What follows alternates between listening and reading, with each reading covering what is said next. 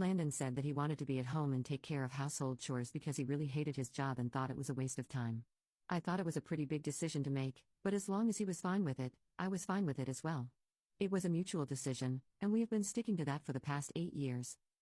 My father retired almost 6 years ago, and since then, I have been the CEO of our company. I don't mean to brag, but I make a lot of money. My husband is happy, and so am I. I don't really understand why anybody else would have a problem with it, but for some reason, my in-laws just assumed that he was the primary breadwinner of the family. To be fair, we had never really told them about our situation, but honestly, that was just because my in-laws are very old school and orthodox, and Landon knew for a fact that if they got to know that he was a house husband and was not actually working, they would completely lose their minds.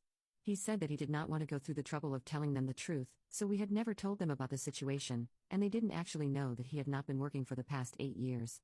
Whenever we met them, we would pretend that he was still working at his previous company, but we did not get into the details of it and would change the topic as soon as it came up because we did not think it was important enough to be discussed.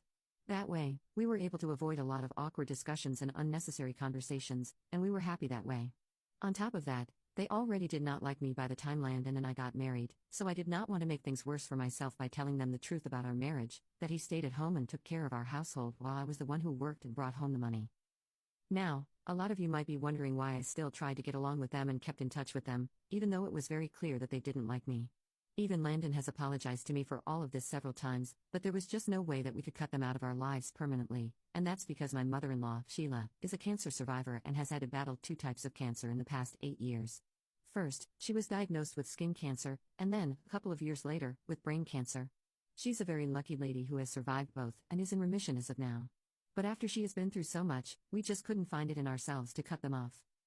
If that was not bad enough, my father-in-law, Bob, has had 2 heart attacks in the past 4 years. So, I guess you guys can understand the position that we were in and why we could not cut them out of our lives in spite of their weird behavior around me. I wouldn't say that they were rude or nasty to me like some other in-laws are, but whenever I was around, they were always very cold with me, and it was something that everybody in the room could pick up on. Even when I was dating Landon and met their family for the first time, they had been a bit off, but after we got married, they got even more distant and cold. However, given their condition, I decided to just suck it up and deal with it because I didn't want to be the person who told Landon to cut his parents out of his life just because they were a bit weird around me, and he was extremely thankful to me for it. The real reason I felt really bad for them was because I had lost my mother to cancer a couple of years before I met Landon, so I did not want to make matters worse for them, and I would try to even help them financially whenever I could. Both of them are retired, so they would sometimes ask Landon to help them out with certain expenses that they needed to be covered. Landon did not exactly have any money, so I would be the one who wrote them a check, but I would always make it out to be from both Landon and me because if it was just me, then it would seem a bit suspicious, and we didn't want them to be able to figure out that Landon was not working in the past 8 years. Every event that they have had, every vacation that they have taken, every fancy thing that they have ever done has been thanks to me. So, I would think that they would be a little thankful because, even though, according to them, it was both Landon and me contributing to their finances, I still believe that if I was part of it, then I deserved a bit of appreciation. But I never had any luck with them, and recently, I even organized their anniversary party for them to celebrate their 40th year of marriage. Of course, according to them, it was both Landon and I who organized the entire thing, but I was still a part of it, so I thought that they would be thankful to me. However, at the party, they decided to make a speech, and it was a particularly nasty one, and I think after that, there's no going back to having a relationship with them. In retaliation, I cleared up certain things that I think were long overdue.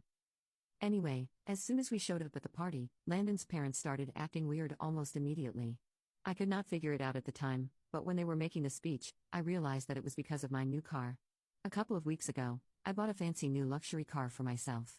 Landon is still driving his old one because he doesn't really go out that much, and if the two of us need to show up anywhere, we get around together in my car. But that day, Landon had shown up at his parents' house in the afternoon, and I had to come by in the evening after work. So, we had come separately, and I had driven my own car there, and I guess that had rubbed Landon's parents the wrong way. When they were asked to make a speech for the anniversary, they said that they were celebrating 40 years of being together, but they also wanted to take the moment to talk about something that had been bothering them. Then they turned to me and started saying that they really did not appreciate the fact that I was mooching off their son for so long, and they wanted to put an end to this. For years, they had not said anything about it because they thought that I would change, but it had been almost 9 years, and it was going to be a decade, and I had not changed my ways.